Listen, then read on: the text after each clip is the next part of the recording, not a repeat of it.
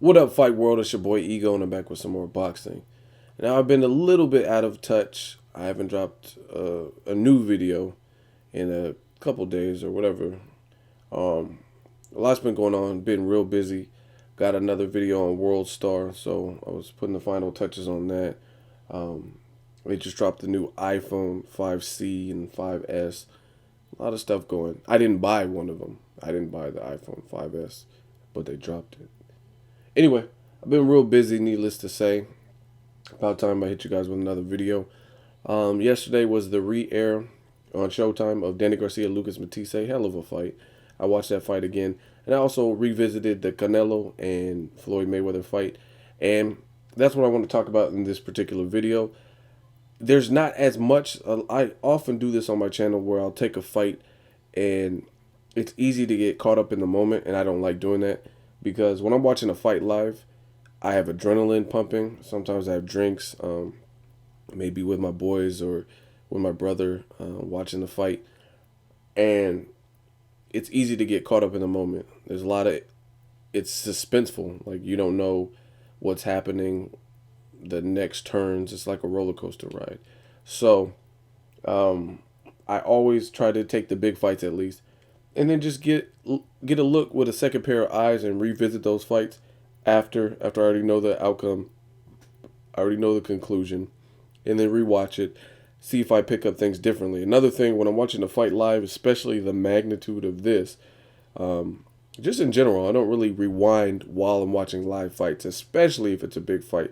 Like when I was watching Timothy Bradley, Ruslan Provodnikov for Lucas Matisse, Danny Garcia, even though I have a DVR, I'm not rewinding. I don't want to miss anything. I don't want to not be watching in real time for several reasons, just because I'm impatient and also because I have certain alerts on my phone that'll notify me like, oh, Mayweather won, beats Canelo, and I don't want to be behind. That's why I don't like not being in real time when I'm watching a fight because there's so many spoilers. So anyway, I rewatched this fight yesterday. They re-aired it. I already know the outcome, obviously, because I've already talked about it. But I want to take a look at this fight in a little bit more detail. I didn't go as deep as I normally do when I rescore fights because after watching it upon second viewing, I realized that Mayweather put on a masterful performance. And I knew that going in the first time, but I think based on the magnitude of the one and all the hype building up, I gave Canelo more credit than he deserved in that particular fight. But Mayweather did really what Mayweather does, and he did it splendid.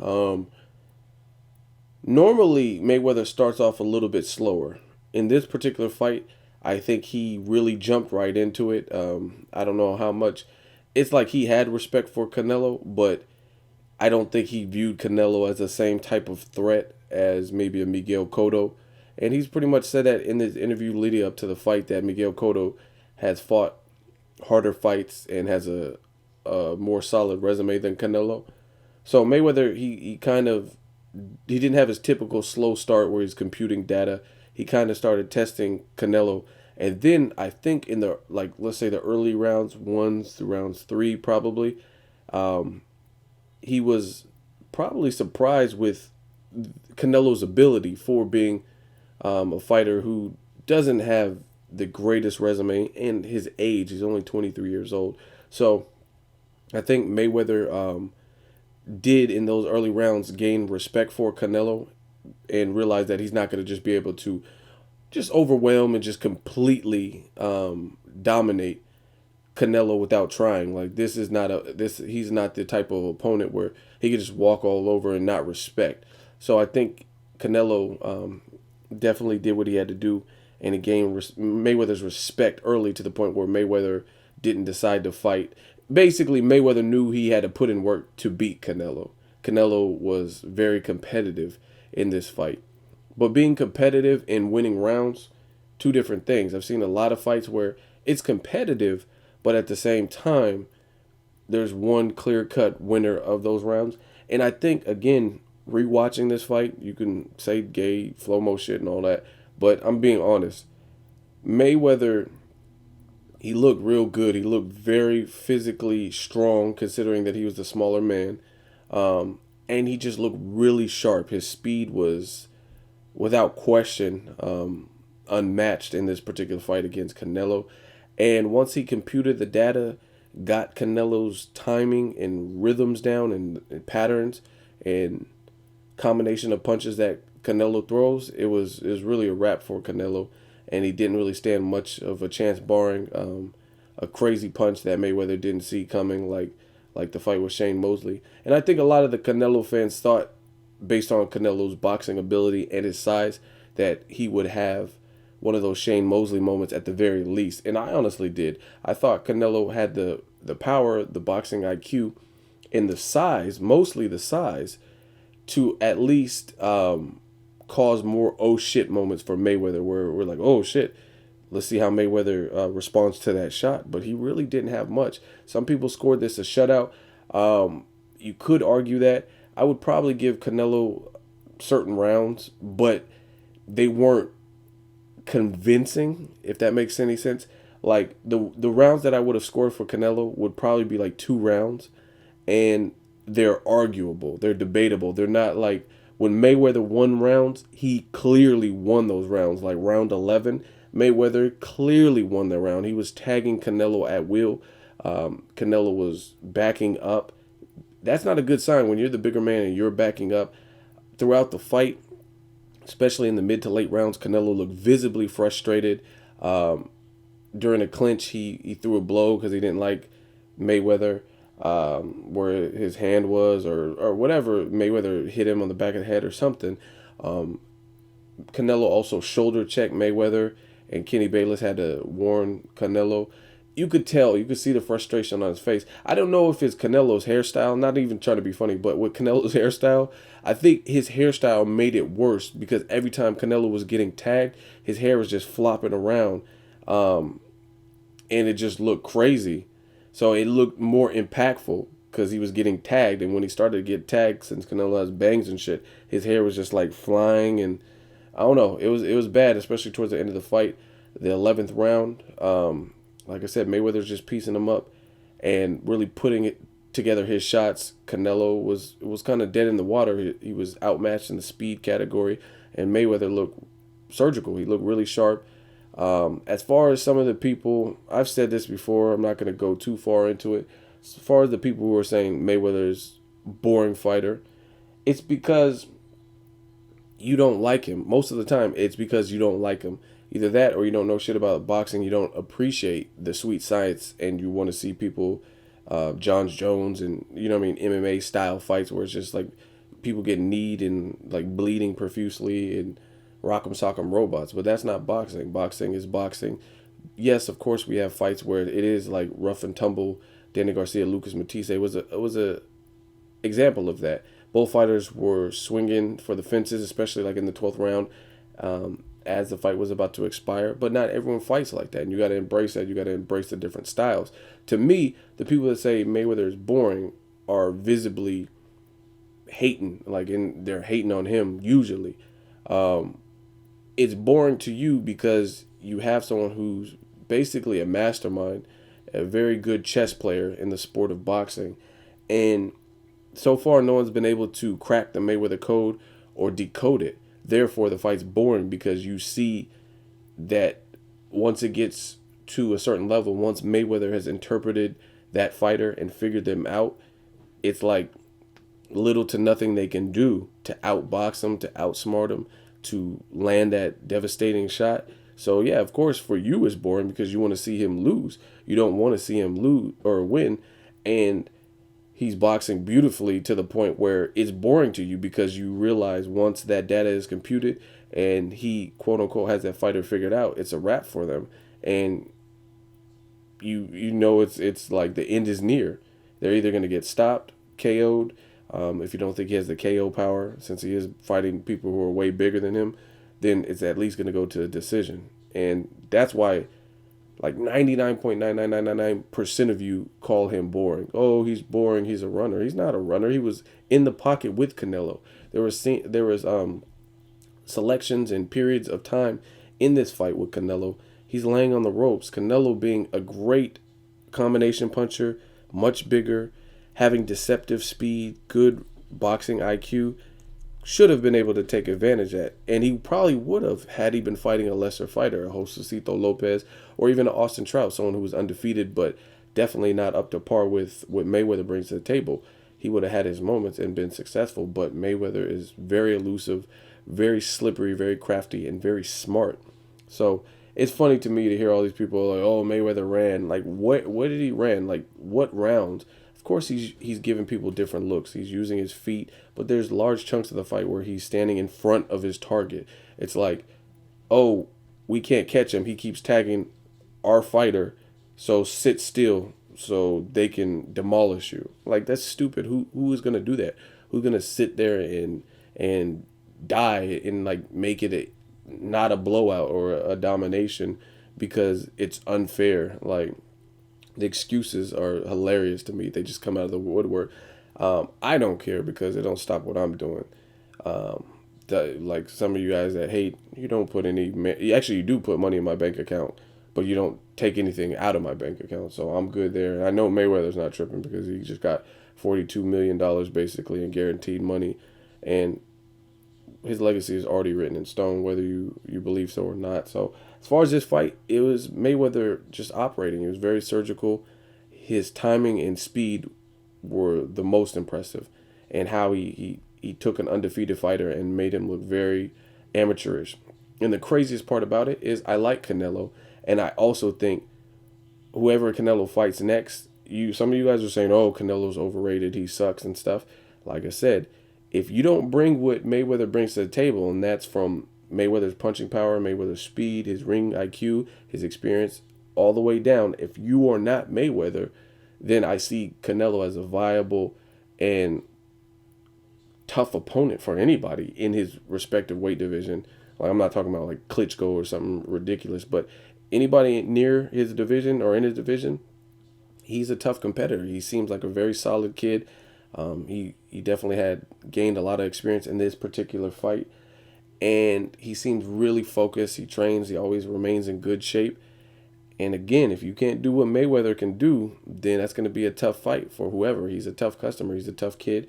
It looks like he has a chin from the fights that I've seen him in. Deceptive speed, good boxing ability. It just wasn't enough to go against the Grandmaster. So I take nothing away from Canelo. He definitely tried. Follow my boxing Instagram. I started a while ago, but I don't really pay too much attention. But I have some of the video. I just made like a video collage of Mayweather tagging Canelo to death, and I'll put the link in the description. This was all from that round 11, and it was ridiculous. He was just at will bombing on Canelo, and I didn't expect it. I thought it would be a lot grittier fight where Mayweather really had to dig down, but as you guys can see from this video, and if you watch the fight, it didn't look like Mayweather had a scratch on him, and it didn't look like he had those oh shit moments that I thought. I even thought Canelo could possibly be the first person to give Mayweather an actual on the record knockdown, because I thought he was a good boxer and super big for his weight division. So I was wrong in even thinking that, because it didn't even come close to that. Mayweather took his best shots and kept doing what he does. So it was a great fight night. I enjoyed it. As far as the people saying Mayweather should fight Sergio Martinez and stuff, you guys take that out of context. I don't give a shit if they fight or if they don't fight. One, I don't think Sergio Martinez right now, maybe a couple years ago, I don't think in his recent performances anything he's done really warrants that fight, other than the fact that you think it'll be a good scrap and a good test for Mayweather. But I don't think performance-wise in his recent fights, anything he's done suggests that he needs to be fighting. As far as Gennady Golovkin, I'm not even going to go there. Like, he has his own test with Stevens. I think that's a ridiculous fight. Gennady Golovkin hasn't even beat. It's funny. Mayweather has so many haters that your arguments don't even make sense. And if you really dissect them like a science class, you'll realize how stupid they sound. People are saying Gennady Golovkin needs to fight Floyd Mayweather. Floyd Mayweather needs to fight Gennady Golovkin. Yet, Gennady Golovkin, a fighter that I really enjoy, and I think he has devastating power, etc., etc. He's big. I mean, he's much bigger than Floyd. We'll put it that way. And if you look at his resume since he's come into the States, fuck the amateur Andre Durrell and knocking out Lucian Bute and other shit like that. As a pro, he's fought Proska. Gabriel Rosado moved up in weight and got his ass handed to him. And he fought Ashita, who was a career 154 pounders, also moving up in weight. And Ashita had no punching power. He had over 21 fights with like 9 to 13 knockouts, no punching power. And his biggest win, Gennady Golovkin, Triple G's biggest win, is Matthew Macklin. And Matthew Macklin has losses. He lost to Sergio Martinez. So to me, I don't think Gennady Golovkin is deserving of that fight. One, he's much bigger than Floyd Mayweather, and they're not even in the same division. He says he can get down to 154, but he's never fought there. So all of a sudden, we just have to take his word that he can fight from 154 to 168. I mean, if that's the case, I'm sure Miguel Cotto can fight at 140 if he really disciplined himself and made it happen. But the question is, at this point, how would Miguel Cotto look at 140? Same thing with Gennady Golovkin. We don't even know what he looks like at 154 because he hasn't fought at 154 in recent memory. Again, it's just a fight that doesn't make sense. It's a fight you want to see because, again, Floyd is so good. You guys don't realize that you're basically saying Floyd Mayweather is the man and he's that good because you're trying to match him up with giants and Bernard Hopkins, people who are clearly bigger than him. Like, oh, he should fight Bernard Hopkins. Bernard Hopkins is taller. Bernard Hopkins is in a much higher weight division than him, like two weight divisions higher. Gennady Golovkin is much bigger than him. He's a devastating puncher at 160, and now he can supposedly make 154. And you're saying Triple G deserves this fight, yet he hasn't even fought the top dogs in his division for one reason or another. He hasn't fought Sergio Martinez. He hasn't fought Darren Barker. He hasn't fought Daniel Gill. He hasn't fought Peter Quillen. He hasn't moved up and took on a fight with like a Stevenson or Andre Ward. But he should be able to move down and fight like Mayweather. What? And then some of the people are saying that Gennady Golovkin deserves the fight, but Danny Garcia doesn't. Danny Garcia cleaned out his division. He was the underdog in every single fight. He beat Eric Morales for the title. He knocked Eric Morales out in the rematch per the rematch clause. He knocked out Amir Khan inside of 4 rounds when people thought that Amir Khan was going to destroy him and was too much for Danny Garcia, and Amir Khan was supposed to move up to 147 after he quote-unquote beat Danny Garcia, which didn't happen. Then Danny Garcia fought Zab Judah, which is horrible stylistically. That matchup is a horrible matchup based on Danny Garcia's style of fight. Wide looping punches, much slower. Orthodox fighter, not a southpaw. And he found a way to win. He weathered the storm in the championship rounds when he was getting rocked. And he still found a way to win. Then he took on the last person who had a marquee name. Brandon Rios already moved out of the division. Adrian Broner already moved up to welterweight for the time being to take on Paulie Malignaggi. So he took the only viable fresh face that he really could that made sense, which was Lucas Matisse, an interim champion with devastating power who's looked good in his last fights. Humberto Soto, a Jose, knocking out Lamont Peterson in 3 rounds.